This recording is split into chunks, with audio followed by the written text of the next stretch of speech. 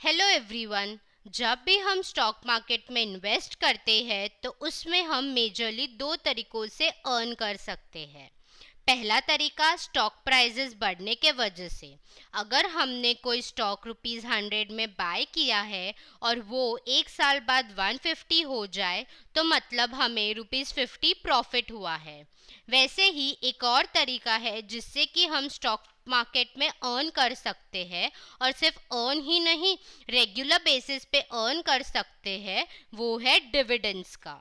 तो आज हम इस वीडियो में बात करेंगे डिविडेंड्स के बारे में कि कैसे कंपनीज डिविडेंड्स देती है और उसके टाइप्स के बारे में एंड एक्सेट्रा।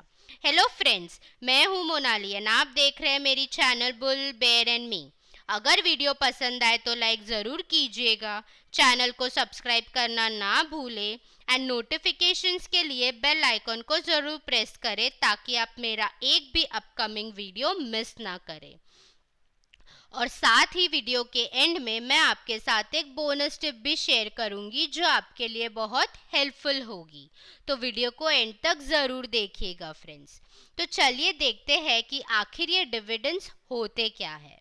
जब ही कोई कंपनी अर्न करती है तो वो उस अर्न किए हुए प्रॉफिट्स को दो वेज में यूज़ कर सकती है। पहला तो हुआ अर्न किए हुए प्रॉफिट्स को फिर से बिजनेस में री इन्वेस्ट करके, ताकि अगर कंपनी को फ्यूचर में कोई एक्सपेंशन करना हो तो वो इस अमाउंट को यूज़ करके कर सके। या फिर अगर कोई कंपनी एक्वायर करनी हो या फिर कोई ऐसी चीज़ करनी हो जिसमें ह्यूज अमाउंट लगने वाला है तो कंपनी उन प्रॉफिट्स को रिटेन कर लेती है और इसी प्रॉफिट को यूज करके करने का दूसरा तरीका है अपने शेयर होल्डर्स को डिविडेंड पे करके। अगर कंपनी के बोर्ड ऑफ डायरेक्टर्स चाहे तो उसी प्रॉफिट्स के कुछ हिस्से को एज अ डिविडेंड अपने शेयर होल्डर्स में डिस्ट्रीब्यूट कर सकती है। और डिविडेंड मोस्टली कंपनी अपने सारे एक्सपेंसेस को पे ऑफ करके बचे हुए अमाउंट पे डिक्लेयर करती है। और जनरली वही कंपनीज डिविडेंड सबसे ज़्यादा देती है जो ह्यूज प्रॉफिट अर्न करती है और ऑलरेडी स्टेबल्ड है, क्योंकि लॉस मेकिंग कंपनी तो वैसे भी डिविडेंड नहीं दे पाएगी और जो ग्रोइंग कंपनीज होती है वो ज़्यादातर अपने प्रॉफिट्स को बिजनेस में ही री इन्वेस्ट करती है ताकि वो जल्दी से जल्दी अपने बिजनेस को एक्सपैंड कर सके। तो ये तो हमने देख लिया कि आखिर डिविडेंड क्या होते हैं। अब देखते हैं कि डिविडेंड कौन से टाइप्स के होते हैं।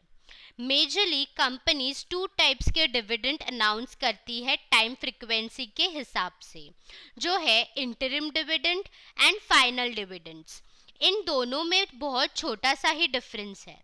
अगर हम बात करते हैं फाइनल डिविडेंड्स की तो जैसे हम नेम से ही समझ सकते हैं कि ये कुछ फाइनल से रिलेटेड है। तो फाइनल डिविडेंड्स किसी भी शेयर होल्डर को तब मिलता है जब फाइनेंशियल ईयर के ख़त्म होने के बाद एनुअल जनरल मीटिंग में ये डिक्लेयर किया जाता है कि सारे ही इक्विटी शेयर होल्डर्स को डिविडेंड मिलने वाला है। मतलब कि जब किसी कंपनी के फाइनल अकाउंटिंग स्टेटमेंट बन जाते हैं जिससे उन्हें ये पता चल जाता है कि उन्हें इस पर्टिकुलर ईयर में कितना प्रॉफिट हुआ है, तब कंपनी फाइनल डिविडेंड्स को अनाउंस करती है। अब बात करते हैं इंटरिम डिविडेंड्स की। तो ये कंपनी कभी भी डिक्लेयर कर सकती है। इसमें फाइनल डिविडेंड की तरह फाइनेंशियल ईयर ख़त्म होने का वेट नहीं करना पड़ता। अगर कभी ऐसा हुआ कि कंपनी अपने क्वार्टर्स में अच्छे खासे प्रॉफिट अर्न कर रही है तो हो सकता है कि कंपनी साल के बीच में ही डिविडेंड डिक्लेयर करे, तो उसे ही हम इंटरिम डिविडेंड कहते हैं। तो इसमें कोई एजीएम मीटिंग भी कंडक्ट नहीं की जाती और जनरली ये क्वार्टर रिजल्ट्स या सेमी क्वार्टर रिजल्ट्स के हिसाब से डिक्लेयर होता है। आगे बढ़ने से पहले अगर आप भी शेयर मार्केट में इन्वेस्ट करके डिविडेंड्स अर्न करना चाहते हैं तो आपको किन चीज़ों की ज़रूरत है? एक demat and a trading account की।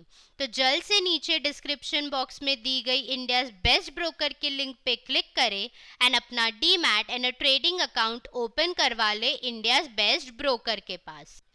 अब बात करते हैं डिविडेंड से जुड़े कुछ 4 इम्पॉर्टेंट डेट्स के बारे में जो जनरली शेयर मार्केट में इन्वेस्ट करने वाले इंसान को पता होनी चाहिए, ताकि अगर कोई शेयर पे डिविडेंड डिक्लेयर हुआ हो तो आप इजीली समझ सको कि आप डिविडेंड के लिए एलिजिबल हो कि नहीं।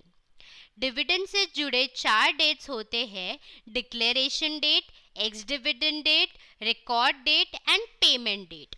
First, declaration date.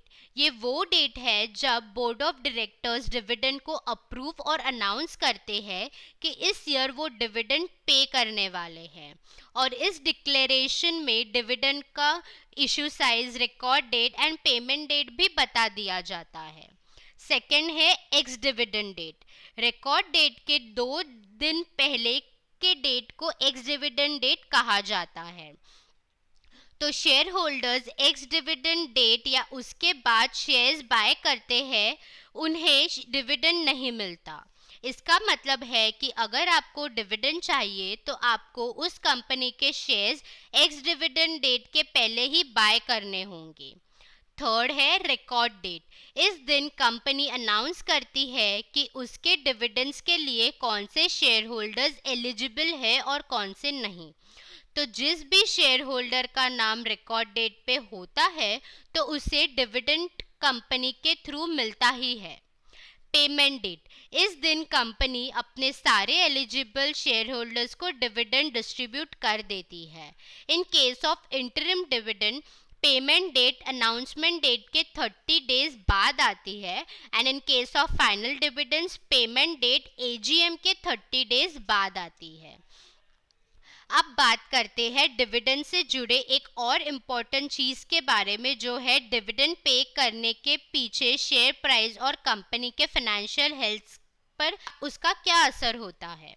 तो एज एन इन्वेस्टर जब हम किसी कंपनी में इन्वेस्ट करते हैं और हमें डिविडेंड मिलता है तो हमें बहुत अच्छा लगता है कि चलो कोई इनकम तो मिल रही है हमें हमारे इन्वेस्टमेंट के थ्रू। बट क्या कंपनी के लिए डिविडेंड पे करना सही है? चलिए देखते हैं।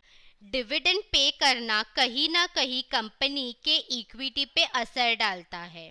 जैसे कि हमने वीडियो के सबसे स्टार्टिंग में डिस्कस किया था कि डिविडेंड और कुछ नहीं बल्कि प्रॉफिट का एक हिस्सा होता है जिससे कंपनी अपने शेयर होल्डर्स को डिस्ट्रीब्यूट करती है।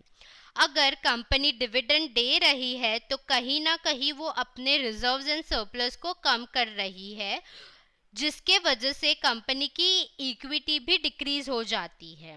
और कैश फ्लो स्टेटमेंट में भी ये एक तरीके का आउटफ्लो ही है जो कि फाइनेंशियल एक्टिविटीज़ के अंडर फॉल करता है। इवन कई बार डिविडेंड पे करने से कंपनी के वैल्यू पे तो कोई असर नहीं होता, लेकिन उसके शेयर प्राइसेस पे ज़रूर पड़ता है। जैसे कि कंपनी डिविडेंड डिक्लेयर करती है तो उसके शेयर प्राइसेस बढ़ जाते हैं क्योंकि इन्वेस्टर्स डिविडेंड पे करने वाली कंपनी में इन्वेस्ट करने लगते हैं। बट फिर रिकॉर्ड डेट को जैसे ही ये डिक्लेयर होता है कि कौन एलिजिबल है तो उसके बाद शेयर प्राइस में प्राइस फॉल भी आ सकता है। तो आए अब देखते हैं कि क्या ऐसे रीजंस होते हैं जिसके कारण कंपनीज डिविडेंड पे करती है। फर्स्ट है building trust on share holder. Share holder पे ट्रस्ट बनाने के लिए ताकि वो लॉन्ग टर्म के लिए इन्वेस्टेड रहे और रेगुलर डिविडेंड्स मिलने के वजह से फ्यूचर में और भी इन्वेस्ट करे। सेकेंड, शेयर होल्डर्स के सेंटिमेंट्स को ऑनर करना और उन्हें एक प्रिविलेज महसूस कराना कि वो इस कंपनी में इन्वेस्ट करते हैं। थर्ड, कंपनी डिविडेंड स्टॉक में इन्वेस्ट करने वाले लोगों को फिर रेगुलर इनकम चाहने वाले लोगों को अट्रैक्ट करती है। इन्वेस्टर्स को डिविडेंड पेइंग कंपनीज में इन्वेस्ट करने में सबसे ज़्यादा इंटरेस्ट इसलिए भी आता है क्योंकि डिविडेंड इनकम कुछ हद तक टैक्स फ्री होती है और ये एक ग्रेट सोर्स ऑफ इनकम है for long run. I hope आपको ये डिविडेंड्स का वीडियो पसंद आया होगा। नीचे कमेंट सेक्शन में ज़रूर बताइएगा कि नेक्स्ट आप कौन से टॉपिक पे वीडियो देखना पसंद करेंगे। अब टाइम है बोनस टिप का, बट उससे पहले अगर आप रेगुलर न्यूज़ एंड अपडेट्स चाहते हो शेयर मार्केट रिगार्डिंग, तो आप मेरे टेलीग्राम चैनल को भी फॉलो कर सकते हो, जिसकी लिंक नीचे डिस्क्रिप्शन बॉक्स में दी गई है।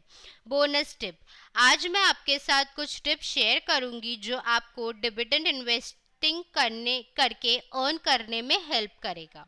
फर्स्ट, ये मत सोचिएगा कि लार्जर यील्ड हमेशा बेटर होते हैं। सेकेंड, स्टेबिलिटी को प्रायोरिटी दे। थर्ड, ग्रोथ के बारे में ना भूले। मिलते हैं अपने नेक्स्ट वीडियो में, तब तक के लिए स्टे सेफ। Thank you.